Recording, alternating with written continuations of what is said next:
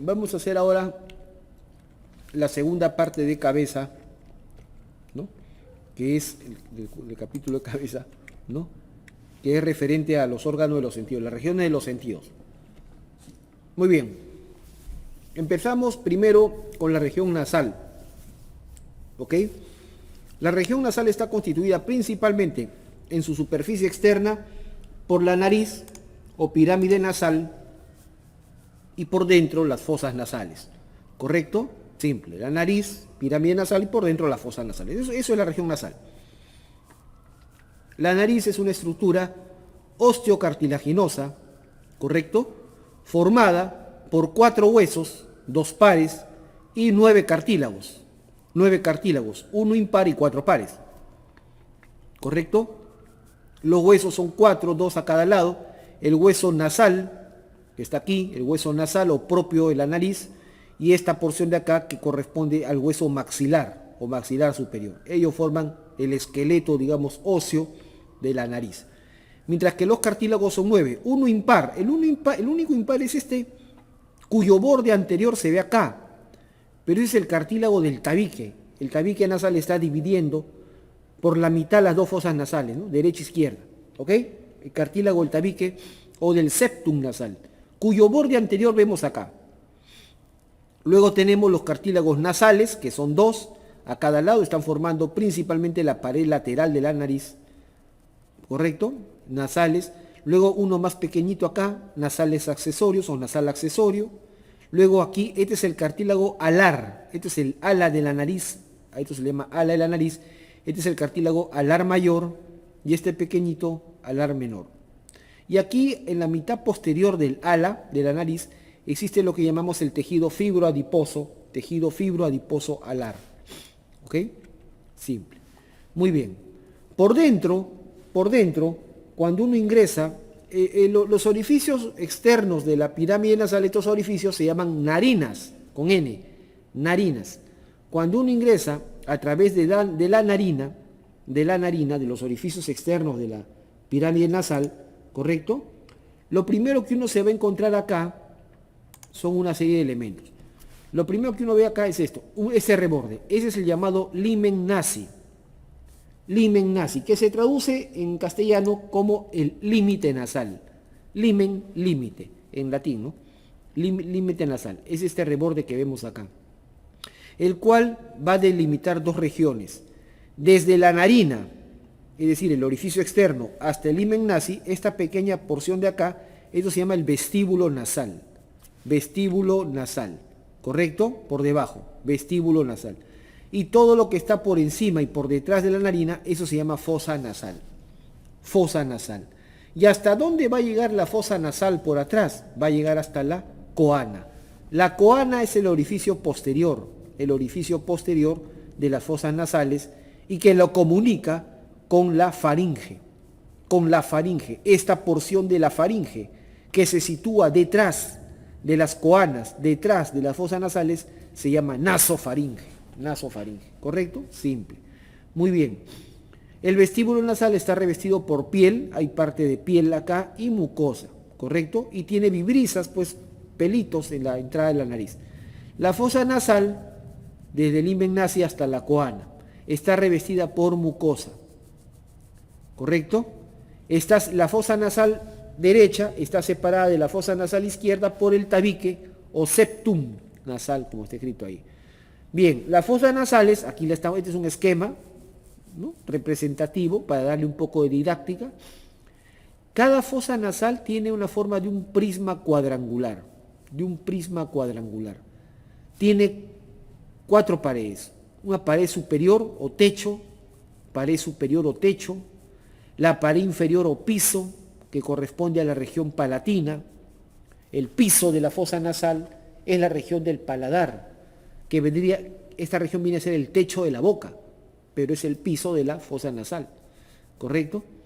El límite lateral, la pared lateral, es la región turbinal, porque en la pared lateral vamos a ver los cornetes, y la pared medial es la pared septal, pues está formada por el septum, por el tabique nasal. ¿Ok? Bien, aquí estamos.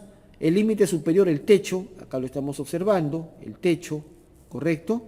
Está formada por 4 huesos de adelante para atrás, el hueso nasal o propio de la nariz, el hueso frontal, esta porción del hueso frontal se llama apófisis nasal del frontal, el hueso etmoides, esta porción del etmoides que está formando el techo, esa es la lámina cribosa, lo hemos visto en la parte ósea, en la clase anterior, en la parte ósea, la lámina cribosa del etmoides tiene una serie de agujeritos, de huequitos, por donde van a atravesar las fibras del primer par craneal, el nervio olfatorio, atraviesan por esta lámina cribosa que está en el techo. La lámina cribosa pertenece al etmoides.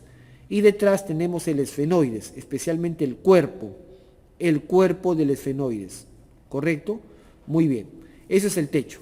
El límite inferior, el piso de la fosa nasal, es el techo de la cavidad bucal, de la boca. El piso de la fosa nasal corresponde a la región palatina, Y acá vemos qué huesos forman el paladar duro, el paladar óseo, qué huesos lo forman.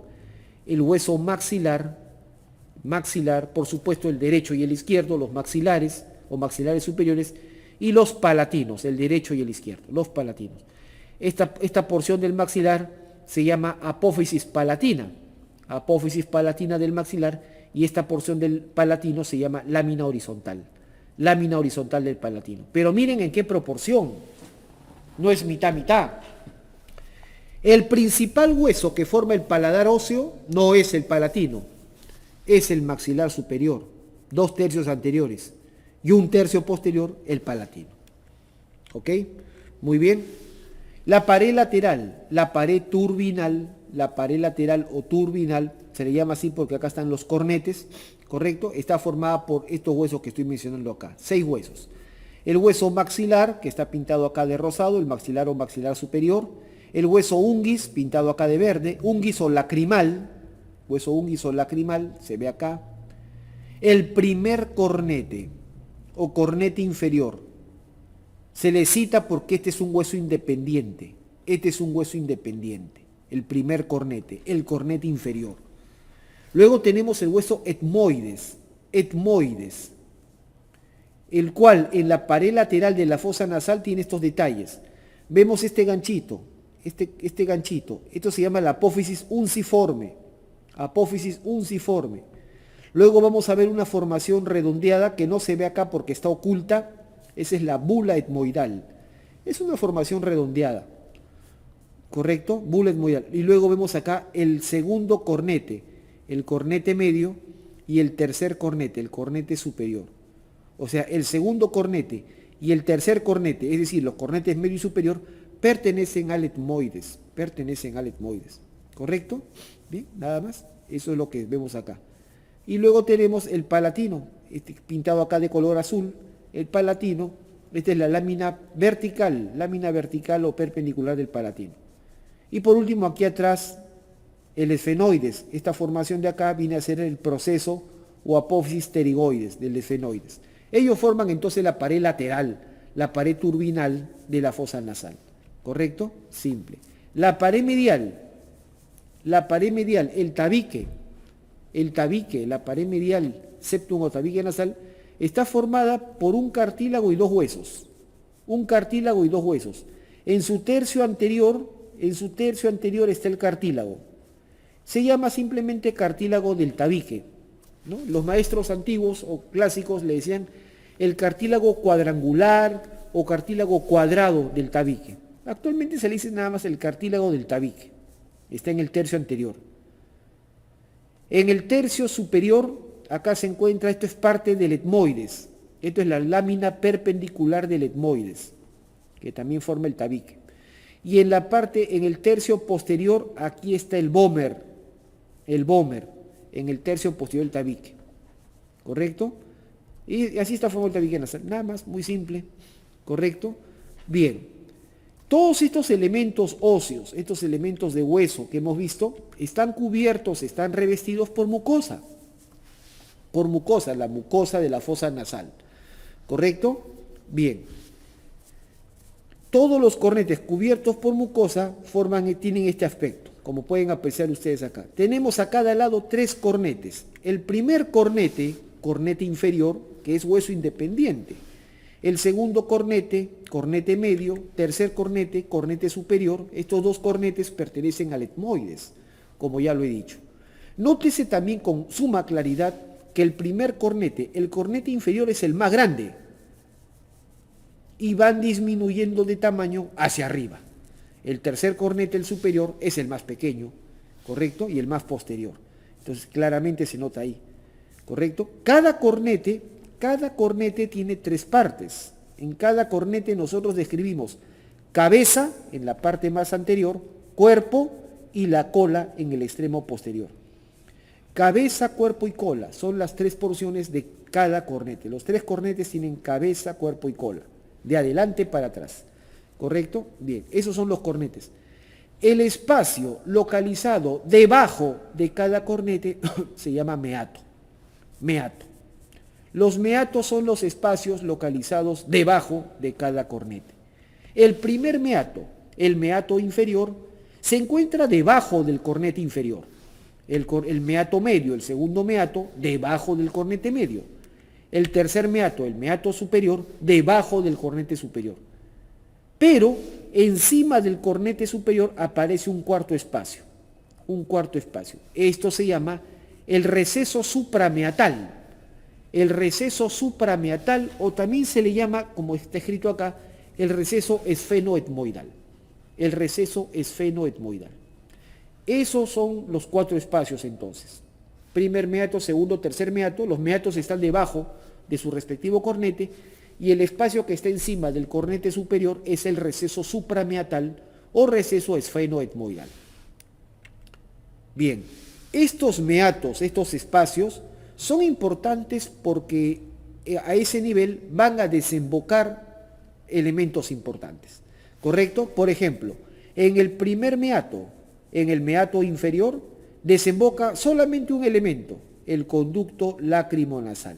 Nada más. Es lo único que vamos a ver desembocar en el meato inferior, ¿correcto? El único elemento es el conducto lacrimonasal. Como su nombre lo dice, es un conducto que se origina en el ángulo interno de la cavidad orbitaria, en el ángulo interno de la cavidad orbitaria, y desciende para desembocar acá, en el meato inferior. Por este conducto están desaguando las lágrimas. Constantemente nosotros producimos lágrimas para lubricar, uniformizar, humedecer la córnea. Pero las lágrimas normalmente están siendo drenadas por el conducto lacrimonasal. Y este conducto lacrimonasal termina en el meato inferior. Por lo tanto, acá llegan las lágrimas. En el segundo meato, el meato medio, este es el meato más cargado de elementos, tiene más cosas ahí. Vamos a ver en primer lugar acá una formación redondeada. Esta es la bula etmoidal, que hace un momento la mencioné. La bula, con B grande y doble L, bula etmoidal. Y delante de esta bula, acá hay un surco, ¿ven? Un surco, un canal, que se le llama el canal de la bula. Canal de la bula, o si no también el hiato semilunar, también se le llama. El hiato semilunar. ¿Correcto? Muy bien. Dentro de este hiato van a desembocar los tres primeros elementos que están aquí citados. Los tres primeros elementos que aquí tengo citados, estos desembocan dentro del canal de la bula, dentro del hiato semilunar. De arriba para abajo, el conducto frontonasal, que es la desembocadura del seno paranasal frontal. Este es el seno paranasal frontal. Acá se produce moco y es vertido por acá. ¿Correcto? Las celdas etmoidales anteriores y este orificio de abajo corresponde al orificio del seno maxilar, que también son senos paranasales. Los tres son senos paranasales, producen moco y ese moco lo vierten a través de estos orificios hacia el meato medio. Ahora, sobre la misma bula, sobre la propia bula, también hay un orificio ahí, no sé si lo ven, hay un orificio ahí, sobre la misma bula. Eso viene a ser el orificio de las celdas etmoidales medias. El orificio de las celdas etmoidales medias. Estas desembocan sobre la misma bula. Y también son celdas paranasales, producen moco. Muy bien, nada más. En el tercer meato, en el meato superior, desembocan nada más las celdas etmoidales posteriores, que también son senos paranasales. Y por último, en el receso suprameatal o receso esfenoidal desemboca este seno que vemos acá, el seno esfenoidal. Esta cavidad que vemos en el cuerpo del esfenoides y debajo de la silla turca, ese es el seno esfenoidal. Seno paranasal produce moco y lo vierte acá al receso suprameatal o receso esfenoetmoidal. ¿Ok? Simple. Perfecto. Bien, hablando de la mucosa que reviste la fosa nasal, cuando uno hace una endoscopía nasal, introduce una videocámara dentro de la fosa nasal, va a notar claramente que en la parte superior, en las partes altas de la fosa nasal, la mucosa tiene color amarillo, es de color amarillento. No es acá la han pintado de celeste, está mal. Debieron haberla pintado de color amarillo o amarillento. La mucosa en las partes altas de la fosa nasal tiene color amarillo, amarillento. Mientras que el resto de la mucosa es bastante rojiza, bastante roja, ¿me dejo entender? Por su intensa vascularización. Entonces, es por eso que nosotros a simple vista dividimos la mucosa nasal en dos tipos de mucosa. La mucosa olfatoria, que es la mucosa amarilla o llamada pituitaria amarilla, esa es la mucosa amarillenta que está en la parte superior. Pituitaria amarilla es la mucosa olfatoria y todo el resto de la mucosa es la mucosa ventilatoria, la pituitaria roja. La pituitaria roja o mucosa roja es la mucosa ventilatoria. A la primera, a la pituitaria amarilla, se le llama la mucosa olfatoria porque ahí es rica en receptores del olfato. Ahí están los receptores de la olfacción, que perciben los olores. ¿Correcto? Mientras que en el resto de la mucosa no. El resto de la mucosa simplemente está vascularizada y lo que va a hacer es calentar el aire. ¿Ok? Muy bien.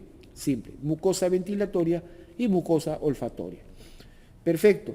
La mucosa olfatoria, como les he dicho, posee los receptores para el olfato. Estos receptores son las dendritas de unas neuronas que se llaman las neuronas bipolares de Schultz. Neuronas bipolares de Schultz que se encuentran precisamente a nivel de la mucosa olfatoria.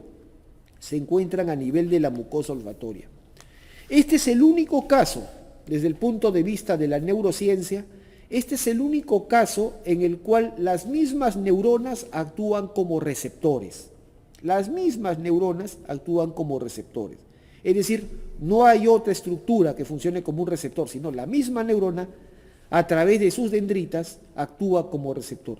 Y esas son las neuronas bipolares de la mucosa olfatoria o neuronas de Schultz, como está escrito ahí. Estas neuronas, sus dendritas, son las que hacen la función receptora y sus axones, sus fibras de proyección, sus axones son los que atraviesan la lámina cribosa del etmoides. Los axones de estas neuronas bipolares son los que atraviesan la lámina cribosa del etmoides y forman el primer nervio craneal, el nervio olfatorio. Entonces, el nervio olfatorio, el primer nervio craneal, está constituido por los axones de las neuronas bipolares de Schultz. ¿Correcto? Y esos axones de estas neuronas bipolares van a atravesar la lámina cribosa del etmoides y van a ingresar a una estructura del cerebro, a una estructura cerebral que se llama el bulbo olfatorio. Esta estructura que ven acá, que parece un hisopo, esto es el bulbo olfatorio. El bulbo olfatorio es una estructura cerebral, es de la parte antigua del cerebro, conocida como el arquicórtex o arquicorteza. ¿Me dejo entender? Eso es el bulbo olfatorio, ¿correcto? Entonces, las neuronas bipolares de Schultz, estos axones que forman el primer nervio craneal, van a ingresar y van a hacer sinapsis en el bulbo olfatorio. Insisto, el bulbo olfatorio es una estructura cerebral. Y dentro de ese bulbo olfatorio hay otras neuronas, que no las he anotado ahí, hay otras neuronas que se llaman las neuronas mitrales, que se encuentran en el bulbo olfatorio, y ahí con ellas hacen sinapsis las neuronas bipolares de Schultz. ¿Correcto? Muy bien, simple. Ahí está precisamente en este esquema, vemos ampliado las neuronas bipolares, ¿ve? De Schultz. Sus dendritas forman los receptores y sus axones son los que atraviesan la lámina cribosa del etmoides y forman el primer nervio craneal, el nervio olfatorio. Muy bien, ¿cómo es la irrigación arterial de las fosas nasales? Está irrigado por todas estas arterias. La principal de todas es la última, la he dejado al final. Esta es la principal. La arteria esfenopalatina, aquí está. La arteria esfenopalatina, rama terminal de la arteria maxilar, como lo hemos visto en la clase anterior, rama terminal de la arteria maxilar, ingresa a la fosa nasal por este agujerito. Este agujero se llama el agujero esfenopalatino. Agujero esfenopalatino, por eso le pusimos el nombre a la arteria esfenopalatina. O sea, la arteria que pasa por el agujero esfenopalatino, agujero que está ubicado entre los esfenoides y la lámina perpendicular o vertical del palatino. Entonces, por ahí pasa, arteria esfenopalatina. Cuando esta arteria ingresa, se ramifica, ¿ven? Frondosamente, se ramifica frondosamente, tanto hacia la pared lateral como hacia el tabique nasal que acá está levantado. ¿Ok? Otras arterias que también participan en la irrigación de la fosa nasal, sin duda alguna, la arteria labial superior, rama de la facial, da una ramita acá, ¿no? Una ramita que es la arteria nasal, ¿correcto? Que va a ingresar acá por la nariz. Luego la arteria etmoidal anterior, rama de la oftálmica, y la etmoidal posterior, también rama de la oftálmica. Pero la principal es la esfenopalatina. Muy bien. En el tabique nasal, en el septum, en su tercio anterior, en el tercio anterior del tabique nasal, vamos a encontrar un área donde existe usualmente fragilidad capilar. Las arterias se van subdividiendo y van formando arteriolas y finalmente capilares. Y acá hay una zona donde hay una convergencia de capilares arteriolares y se conoce como el plexo capilar o plexo de Kieselbach, como está escrito acá. El plexo capilar o plexo de Kieselbach está formado por ramas terminales de estas arterias, de la labial superior, que viene de la facial, de la etmoidal anterior, que viene de la oftálmica, y de la esfenopalatina, que viene de la maxilar. Este plexo de Kieselbach, este plexo capilar, se localiza en el tercio anterior del tabique nasal. ¿Ok? Ahí está. Muy bien. Cuando sangra, por ejemplo, hay sangrado nasal a través, ¿no? Sangrado de origen nasal, eso se llama epistaxis. Hablamos de una epistaxis anterior cuando el sangrado proviene del plexo capilar de Kieselbach, es decir, el sangrado se está originando en el tercio anterior del tabique nasal. ¿Correcto? La causa más común puede ser traumática, recibir un golpe en la nariz muy fuerte, o si es espontáneo, si es una persona joven podría tratarse de fragilidad capilar, ¿correcto? O si es una persona mayor, de pronto puede ser secundaria a una crisis de hipertensión arterial. ¿Ok? Y también puede existir la epistaxis posterior, generalmente traumática, ¿no? Donde lo que está sangrando es la arteria esfenopalatina, la esfenopalatina. ¿Correcto? Muy bien, simple. Bien.